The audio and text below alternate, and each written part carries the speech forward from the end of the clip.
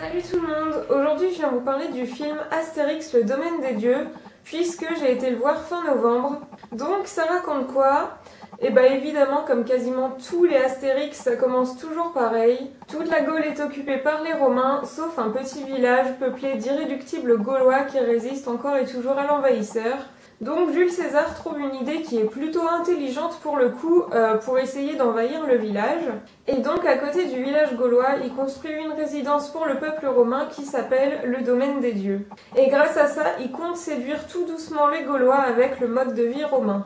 Alors déjà, je tiens à vous préciser que j'ai été voir ce film de mon plein gré. N'allez pas penser qu'on m'y a forcé ou quoi, ce n'est absolument pas le cas. En fait, j'ai toujours plus ou moins aimé l'univers d'Astérix depuis que je suis petite. J'ai jamais lu les BD, mais j'avais adoré les premiers films et surtout j'adore le parc Astérix.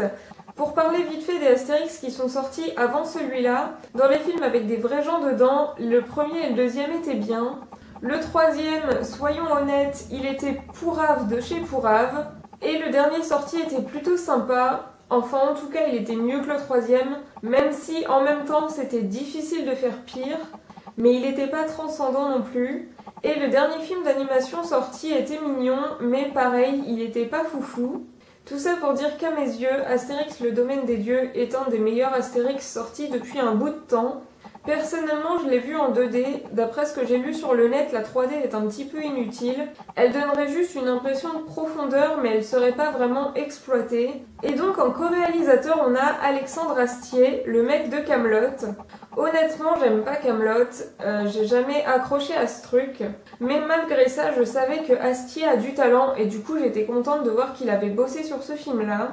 Et franchement, s'il y a d'autres Astérix qui doivent sortir, que ce soit en film avec des vrais gens ou en film d'animation, j'espère vraiment qu'il bossera dessus. Le seul petit bémol que je peux relever, c'est la voix d'Obélix. J'ai eu un petit peu de mal avec, en fait je la trouvais pas assez grave, parce que bon, Obélix c'est Obélix quand même, et du coup je trouvais que sa voix ne collait pas trop avec le personnage.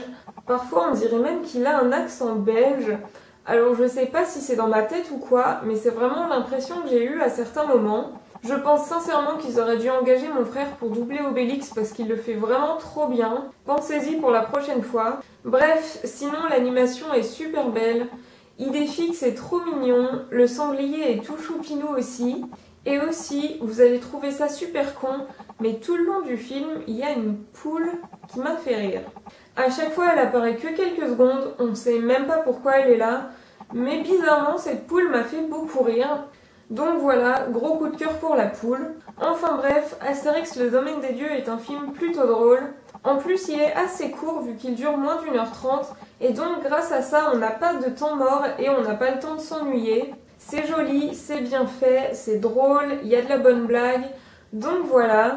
Après, je vais pas non plus dire que c'est le film de l'année qu'il faut absolument voir sinon t'as raté ta vie. N'abusons pas non plus. Mais franchement, moi j'ai bien aimé. Donc voilà, la vidéo est terminée. J'espère que ça vous a plu. Dites-moi si vous aussi vous avez vu le film et ce que vous en avez pensé. Et moi je vous dis à bientôt pour une prochaine vidéo. Bye!